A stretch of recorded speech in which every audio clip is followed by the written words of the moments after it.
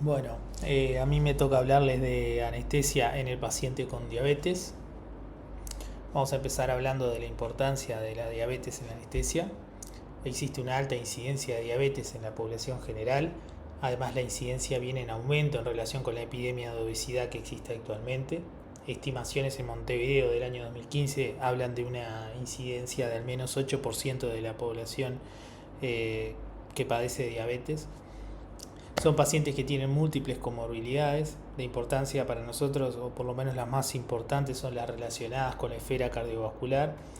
Como sabemos, es un factor de riesgo del I para complicaciones cardiovasculares en el postoperatorio. Son pacientes que se operan más y con más frecuencia que la población general. Además, ingresan más frecuentemente y están más tiempo ingresados en los hospitales en comparación con otros pacientes. Esto, sumado a la alta incidencia de diabetes, implica que sean pacientes que vamos a ver seguidos en el bloque quirúrgico. Además de que se operan más, tienen mayor riesgo de complicaciones que la población general. La diabetes es un factor de riesgo independiente para mortalidad perioperatoria, sobre todo por complicaciones cardiovasculares. Y por último, y también muy importante, es que nuestro manejo perioperatorio va a tener implicancias en los resultados postoperatorios de estos pacientes. Por eso es importante conocer y manejar la patología. La definición de diabetes, según la LAD 2019, es un desorden metabólico de múltiples etiologías caracterizado por hiperglicemia crónica con disturbios en el metabolismo de los hidratos de carbono, grasas y proteínas, y que resulta de efectos en la secreción o en la acción de la insulina. Tiene múltiples etiologías, como dijimos. Los más importantes a conocer son la autoinmune, que es la diabetes tipo 1. Hay una destrucción de las células beta pancreáticas por el organismo, lo que termina generando un déficit absoluto de insulina.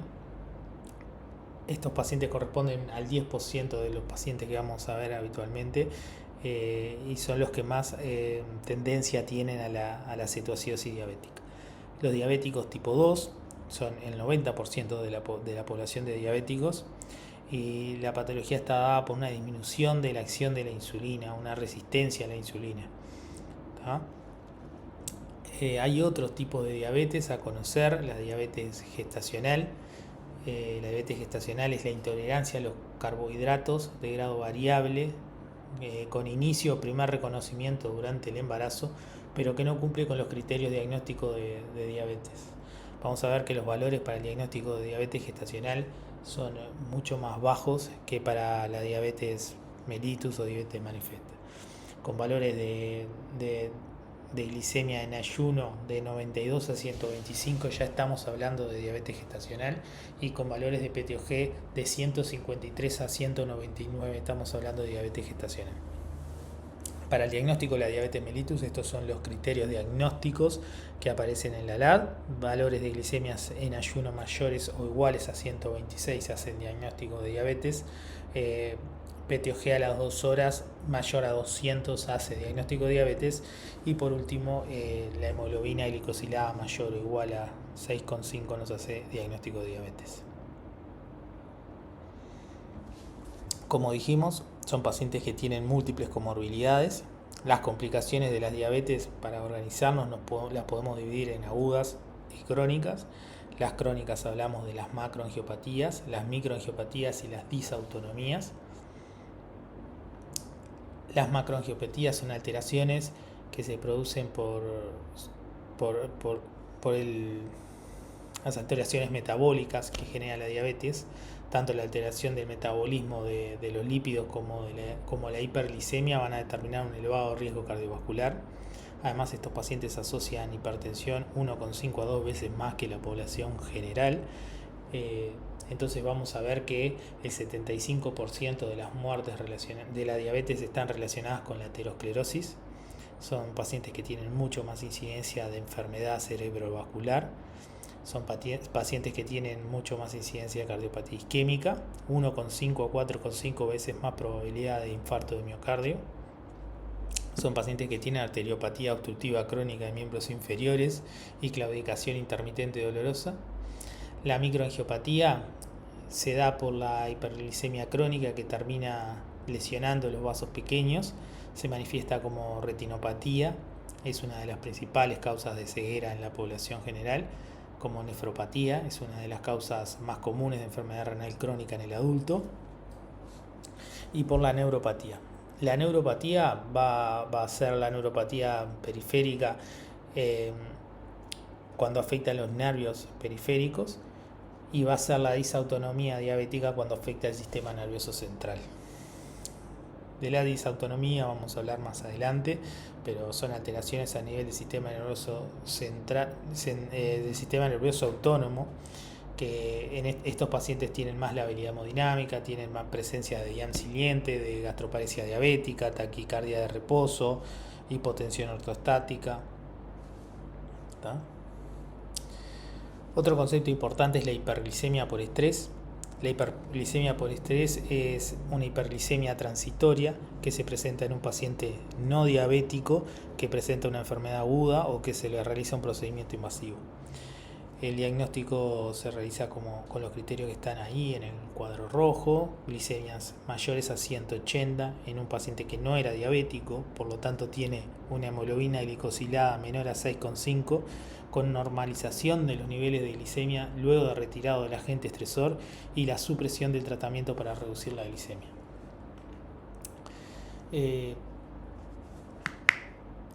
¿Cuál es la implicancia de la hiperglicemia por estrés? Está demostrado que la hiperglicemia perioperatoria en pacientes sin diagnóstico previo de diabetes se asocia a aumento de la mortalidad. Incluso en el libro verde habla de que el aumento de la mortalidad es mayor en los pacientes no diabéticos con hiperglicemia que en los diabéticos. Además, es una patología, es una entidad frecuente en el perioperatorio. Las cifras que aparecen en el libro son 20 a 40 de los pacientes presentes hiperglicemia en el perioperatorio, de los cuales 12 a 30% no tenían diabetes previa. Es una cifra importante. En este trabajo del 2022 se hace un estudio en donde valoran la presencia de hiperglicemia en el preoperatorio de pacientes que van a someterse a cirugía de riesgo intermedio o alto y encuentran una cifra de 14,7%. Y además asocian esa hiperglicemia con un aumento de las infecciones a nivel del sitio quirúrgico en estos pacientes. Por tanto, es una entidad que determina mayor riesgo y que es frecuente. En cuanto a la hiperglicemia en el preoperatorio, tanto la hiperglicemia en los pacientes no diabéticos como en los pacientes diabéticos es un factor de riesgo independiente para la mortalidad posoperatoria. Está demostrado que cifras mayores a 250 elevan a 10 veces el riesgo de complicaciones posoperatorias. Esas complicaciones están dadas por retraso en la cicatrización de las heridas, aumento de la tasa de infecciones, aumento de la estadía hospitalaria y mayor mortalidad posoperatoria. Este es otro trabajo que también es bastante nuevo, por eso se lo traigo, en el que se evidenció que los pacientes diabéticos tipo 2 que presentaban hiperglicemia en el perioperatorio tenían un aumento de la incidencia de ACV en el posoperatorio. Cuando les decía que los resultados que nuestro manejo en el perioperatorio iba a afectar los resultados de los pacientes en el posoperatorio, me refería a esto. La hiperglicemia nosotros la podemos tratar, la podemos controlar en el perioperatorio y podemos disminuir este tipo de complicaciones. Entonces, ¿cuál va a ser nuestro objetivo de glicemia en el perioperatorio? Hay estudios que vieron que el intentar ser estrictos con el manejo de la glicemia y tratar de mantener valores de glicemia menores a 126 se vio asociado a peores resultados en el posoperatorio. Esto en relación con el aumento de eventos de hipoglicemia y aumento de la mortalidad relacionado a los eventos de hipoglicemia. Por el otro lado, hay otros estudios que evidenciaron que manteniendo glicemias por debajo de 180, teniendo un control más liberal de la glicemia con valores de 110 a 180, no veían un aumento de la mortalidad en comparación con otros pacientes y tampoco veían disminuido el número de eventos de hipoglicemia. Por tanto, nuestro objetivo para glicemia en el periodo operatorio la seteamos por ahí, 110 a 180. Entrando en la valoración preoperatoria, como todo en la medicina, hay que optimizar a quienes valoramos y optimizar a quién hacemos los estudios y a quién no. Hay que elegir a qué pacientes vamos a estudiar. Entonces, ¿a qué pacientes le vamos a hacer el screening para diabetes en el preoperatorio? Pacientes con síndrome metabólico, pacientes con historia familiar de diabetes, patología arterial coronaria, accidente cerebrovascular, historia de diabetes gestacional, hiperglicemia transitoria previa, antecedentes de hiperglicemia por estrés, cirugía de alto riesgo y mayores de 60 años. ¿Cómo vamos a hacer el screening de diabetes? Con la hemoglobina glicosilada. La hemoglobina glicosilada nos va a hablar del control glicémico en los últimos 3 meses de los pacientes. Esta es una tabla que encontré en un trabajo que estaba interesante y que correlaciona los valores de hemoglobina glicosilada con los promedios de glicemia en los últimos 3 meses. ¿Está? Además para valorar a los pacientes, la hemoglobina glicosilada también nos va a ayudar a determinar la oportunidad anestésica del paciente. Esta es una recomendación que está en las guías de la ESC 2022, que plantea que con valores de glicosilada mayor a 8,5 debería aplazarse la cirugía electiva siempre que sea seguro y práctico. Son los mismos valores que menciona el libro verde. Continuando con la valoración, como dijimos al principio, la esfera cardiovascular va a ser lo más importante en estos pacientes debido a que asocian mucha comorbilidad cardiovascular. La norma es que presenten cardiopatía, hay que ir a buscar la cardiopatía porque la norma es que lo presenten. 75% de los pacientes con diabetes se muere de complicaciones cardiovasculares. El IAM siliente se encuentra en el 30-50% de los pacientes asintomáticos con diabetes tipo 2 y factores de riesgo cardiovascular. De estos pacientes, 30 a 70% cuando se les realiza una arteriografía presentan estenosis coronarias significativas. Además, estos pacientes presentan un riesgo 2 a 3 veces mayor de desarrollar insuficiencia cardíaca congestiva en el perioperatorio. Y por todos estos motivos, la diabetes es un factor de riesgo en los algoritmos y está presente como factor de riesgo en las recomendaciones de las guías ESC 2022. En cuanto a las guías, ¿qué nos dicen las guías? Estas son las indicaciones que encontré más relevantes en cuanto a diabetes. Como dijimos, es un factor de riesgo, por tanto, todo paciente diabético que vaya a someterse a una cirugía de riesgo intermedio o alto tiene indicación de un electrocardiograma de 12 derivaciones antes de la cirugía, indicación clase 1. Todo paciente diabético que se somete a cirugía de riesgo intermedio tiene indicación de troponinas en el preoperatorio las 24 y 48 horas, indicación clase 1. Tiene una indicación clase 2A para la solicitud de BNP o ProBNP en el preoperatorio. También lo podemos llevar a la solicitud de ecotrans torácico en el preoperatorio. Las guías dicen que se puede considerar la realización de ecotrans torácico para pacientes con mala capacidad funcional y un factor clínico de riesgo antes de la cirugía de riesgo intermedio. Por tanto, un paciente con mala capacidad funcional diabético que va a someterse a una cirugía de riesgo intermedio, como puede ser una colecistectomía, se puede considerar la realización de un ecotrans torácico en el preoperatorio. En cuanto a las pruebas de imagen de estrés, están recomendadas en la cirugía no electiva cuando es de alto riesgo para pacientes con mala clase funcional y de riesgo clínico alto. Acá las guías hacen la salvedad de que define riesgo clínico alto como uno o más factores clínicos de riesgo según el LI. Por tanto, estamos hablando de pacientes diabéticos que requieren tratamiento con insulina. ¿no? Esto es lo que dicen las guías. La realidad es que muchas veces estas guías no se adaptan a nuestro medio y no las cumplimos a rajatabla, pero esto es lo que dicen y están escritas en el 2022.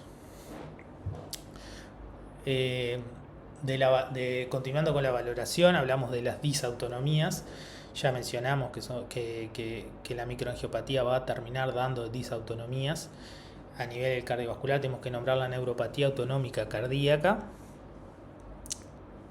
La neuropatía autonómica cardíaca es el resultado del daño producido por la diabetes al sistema nervioso autónomo. La realidad es que raramente se expresa de forma clínica, frecuentemente es asintomático. Al momento que aparecen estos síntomas que puse en la diapositiva, ya estamos hablando de una neuropatía autonómica severa. Estos síntomas son alteraciones en el QT, la presencia de IAM silente, taquicardia permanente, hipotensión ortostática, hipotensión postprandial, hipoglicemias severas asintomáticas, ausencia de disminución nocturna de la presión arterial.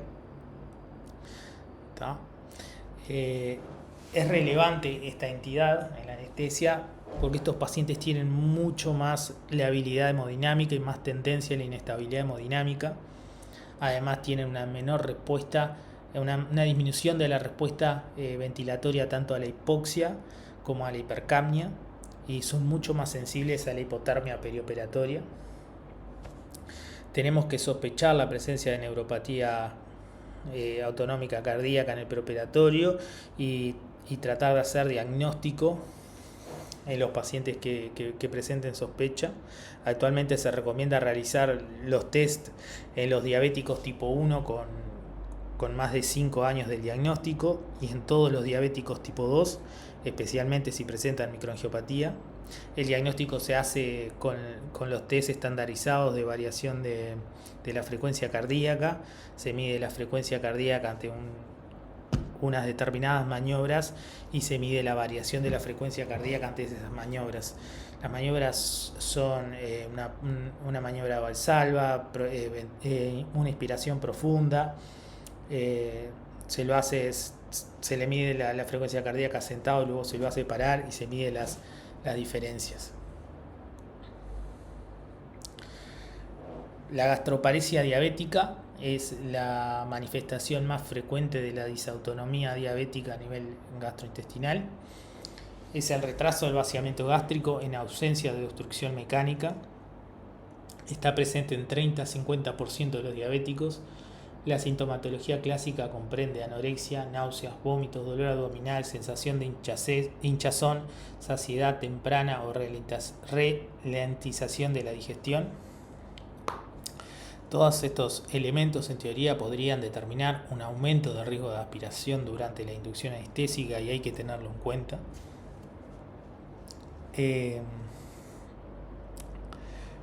Fui a buscar en la bibliografía a ver si encontraba algo que me dijera realmente cuál es el riesgo de aspiración en los pacientes diabéticos. Encontré este trabajo que es una revisión bibliográfica que analiza justamente el riesgo de aspiración en los diabéticos. Además es un trabajo que es hecho por Anaí Perlas. Anaí Perlas es una uruguaya que trabaja en Canadá, trabaja en Toronto, en un hospital en Toronto. Es una señora que publica mucho y hace publicaciones importantes. Sin ir más lejos, esto está publicado en una revista bastante importante. También hace muchos trabajos sobre ecografía gástrica relacionadas con el ayuno. La conclusión de este trabajo es que la evidencia es limitada, a menudo es contradictoria, por lo tanto el verdadero riesgo de aspiración en los pacientes diabéticos es desconocido. De todos modos, la recomendación es un adecuado examen físico, una adecuada anamnesis buscando elementos subjetivos de gastroparesia diabética, y ante la duda ella plantea que la ecografía gástrica podría ser una buena opción para definir la presencia de un estómago ocupado o no. De todos modos, ante la duda siempre vamos a hacer una secuencia rápida.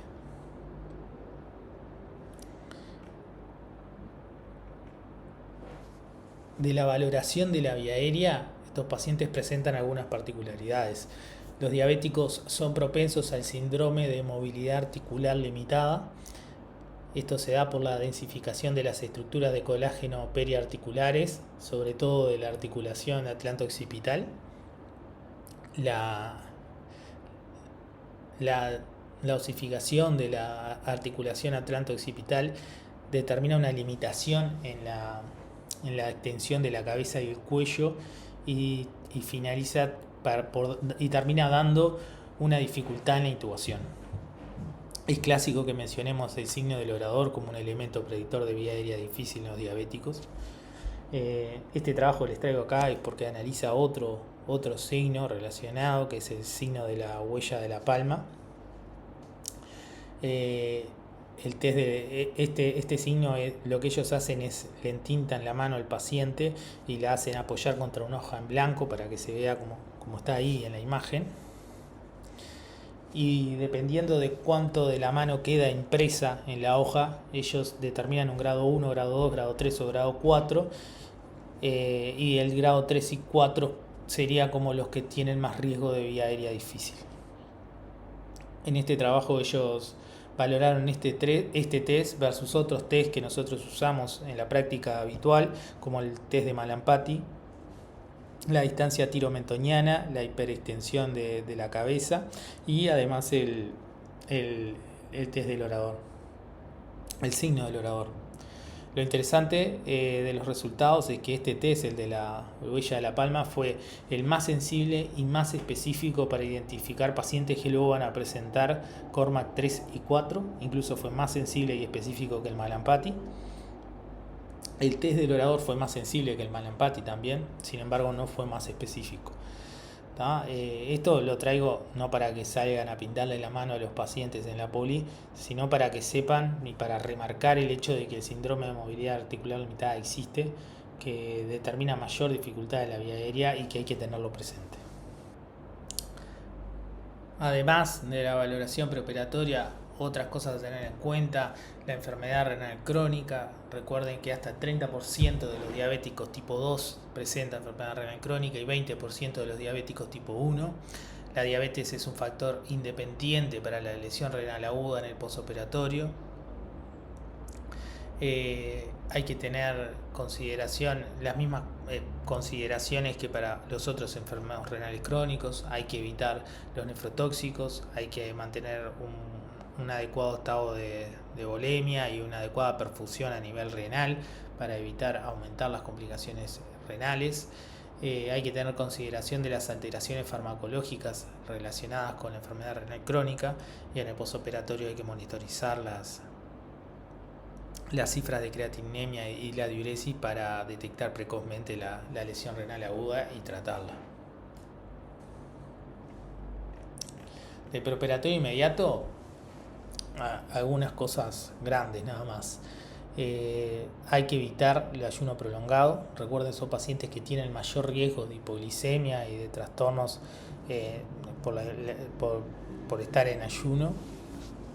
Idealmente vamos a coordinar a estos pacientes en la primera hora de la mañana.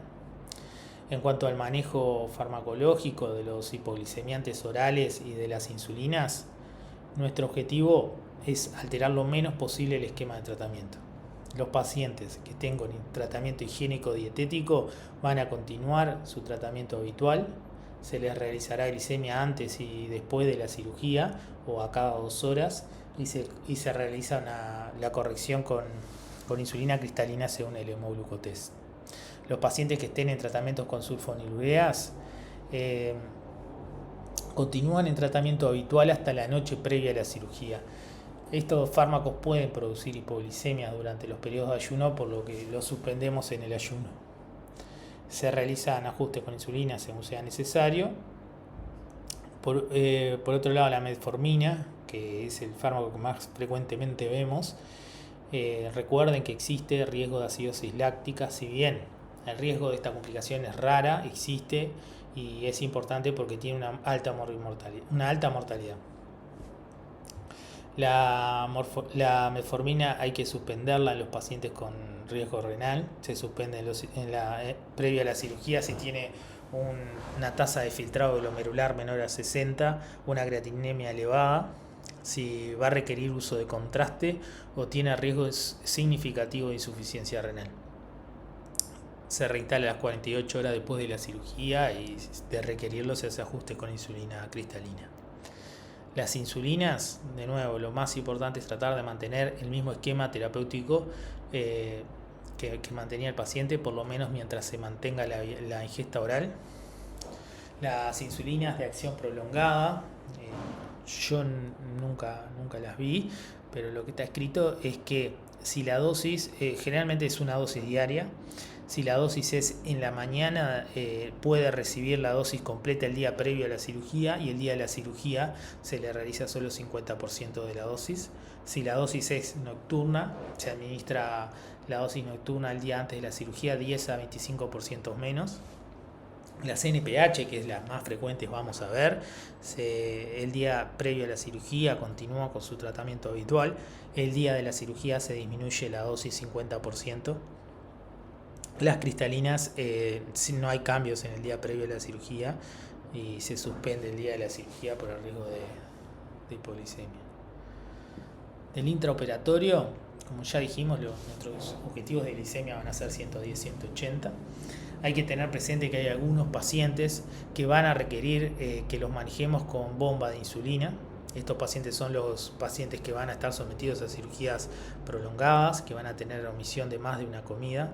Los diabéticos tipo 1 y tipo 2 con glicemias en el preoperatorio mayores a 250 y que van a ir a cirugías de urgencia o emergencia. Este es un esquema que está en uno de los trabajos que utilicé para armar la presentación. Es un esquema que está bueno, es una guía para iniciar el tratamiento y para guiar. Después, a medida que uno lo va haciendo, va agarrando práctica y no lo necesita, pero para los que nunca lo hicieron está bueno tenerlo a mano para usarlo como guía. Arriba, en la parte de acá arriba, a ver si en el cursor, nos dice con la glicemia inicial. Esta parte de acá nos dice el bolo de inducción, digamos, o un bolo carga de insulina, dependiendo cuál es la glicemia la primera glicemia que tenemos, y más o menos con cuánto tenemos que empezar dependiendo de cuánto era esa glicemia. Después, dependiendo qué glicemia tenía, cuántos controles y cada cuánto vamos a hacer los controles con el hemoglucotés y cómo vamos a ir adaptando nuestra infusión dependiendo de los resultados. Es importante saber que la insulina siempre hay que administrarla con glucosa. Vamos a poner una bomba con insulina y otra bomba con glucosa, nunca juntas. Vamos a administrar 5 a 10 gramos de glucosa por hora, más potasio, 20 miliequivalentes de potasio por litro. Recuerda que la insulina produce hipopotasemia. Del postoperatorio, ¿cuándo vamos a reiniciar el tratamiento antidiabético? La metformina, vamos a reiniciar los fármacos una vez restablecida la vía oral.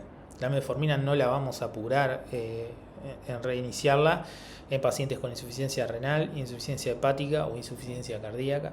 Las sulfonilureas pueden reinstalarse de forma escalonada en pacientes que requieran altas dosis. También esto es por el riesgo de hipoglicemia. El reinicio de la insulina, acá lo más importante es que la insulina en infusión continua se mantiene hasta que se retome la vía oral. Estamos habituados a terminar el procedimiento y sacar la bomba de insulina, y no, si el paciente requirió bomba de insulina en intraoperatorio, continúa con bomba de insulina en el postoperatorio hasta que retome la vía oral. Una vez que retome la vía oral y que iniciemos la insulina subcutánea, recién ahí vamos a cortar la bomba de insulina. Lo ideal es reiniciar la insulina subcutánea con el mismo plan que tenía el paciente en el preoperatorio. Vamos a hacer insulina cristalina una vez que el paciente haya comido, y recién 1 o 2 horas después de la dosis de insulina cristalina vamos a suspender la bomba. Esto por los tiempos de acción. La NPH también, una vez que el paciente haya comido, 2 a 3 horas después de la primera dosis de NPH vamos a suspender la infusión de insulina. Dos cosas de las complicaciones. La cetoacidosis es una de las complicaciones agudas más graves de la diabetes. El diagnóstico va a ser por alteraciones del pH, del bicarbonato. Ahí dice del anion gap, pero nosotros también consideramos la acetonemia. Esta es como los criterios más nuevos que encontré, en donde además de diagnosticarla también la dividen en leve, moderada y severa según el pH. Hablan de una cetoacidosis leve con un bicarbonato de 15 a 18, un pH de 7,25 a 7,30, un anion gap mayor a 10 y cetoanemia positiva. Moderada con un pH de 7 a 7,24 y severa con un pH menor a 7. Recuerden que el tratamiento de la cetoacidosis diabética va a estar basada en una hidratación enérgica, tratamiento con insulina. Vamos a tener que tratar las disonías que produce la cetoacidosis y tratar las alteraciones del medio interno si es necesario. La hidratación vamos a hacer suero fisiológico, 10-20 mililitros kilo. ¿Se acuerdan aquello de 1 o 2 litros en la primera hora, después 250 o 500 en las siguientes horas? Cuando logremos una glicemia menor a 250 podemos pasar a suero glucofisio. La insulina vamos a iniciar con un bolo de 0,1 unidad kilo más una infusión de 0,1 unidad kilo hora. Cuando logremos una glicemia menor a 250 disminuimos la infusión a 0,05 unidades kilo hora. Cuando logramos una glicemia menor a 150 probamos la tolerancia de la vía oral e iniciamos tratamiento con insulina cristalina subcutánea 0,5 unidades kilo día. Tenemos que hacer aporte de potasio dependiendo del ionograma. Recuerden que cuando corrijamos la acidosis el potasio va a bajar, así que aunque tengamos valores de 3,5 de potasio hay que aportar potasio. Y el bicarbonato lo vamos a administrar cuando tengamos cifras de pH que pongan en peligro la vida del paciente.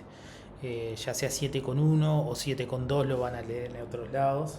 Puse 1 molar ahí por vía venosa periférica, pero si contamos con vía venosa central podemos realizar bicarbonato 1 molar por la central. Por frecuencia también tenemos que saber tratar la hipoglicemia. Vamos a definir hipoglicemia como cifras de glicemia menores a 70 y hipoglicemia severa como glicemias menores a 40. El tratamiento va a ser la administración de hidratos de glucosa intravenosa. Para la glicemia con cifras menores de 70 vamos a administrar 20 gramos de glucosa intravenosa. Si estamos administrando insulina vamos a suspender la insulina. Si tenemos cifras entre 70 y 100 que no llegan a ser una glicemia, vamos a disminuir la dosis de insulina y vamos a administrar glucosa también, 10 gramos. Si el paciente está despierto y tolera la vía oral, le vamos a administrar glucosa por vía oral. Para que tengan una idea, 100 mililitros de suero glucosado, el 5% son 5 gramos de glucosa, al 10% 10. En resumen, la diabetes es una patología frecuente, la incidencia de diabetes viene en ascenso y estos pacientes se operan cada vez más, así que cada vez los vamos a encontrar más en bloque quirúrgico. Además, la diabetes es un factor de riesgo independiente para mortalidad perioperatoria. La hiperglicemia en el preoperatorio de por sí aumenta el riesgo de complicaciones perioperatorias hasta 10 veces y por eso es importante que la monitoricemos y la tratemos. La valoración preoperatoria tiene varias particularidades, son pacientes con múltiples cardiopatías que presentan disautonomías, son enfermos renales crónicos y la vía aérea presenta particularidades que hay que tener en cuenta. En el preoperatorio es importante adecuar el tratamiento farmacológico y evitar los ayunos prolongados. Hay pacientes en el intraoperatorio que van a requerir bombas de insulina y es importante que la bomba de insulina continúe en el postoperatorio hasta que se retome la vía oral y es importante pesquisar y tratar las complicaciones metabólicas que puedan aparecer en el perioperatorio. Eso es toda la presentación. Recuerden que las preguntas de este teórico van a salir del libro verde y de lo que estaba en este teórico. Cualquier cosa, si tienen dudas, me escriben o lo podemos hablar y podemos hacer una reunión por Zoom si tienen alguna cosa que plantear.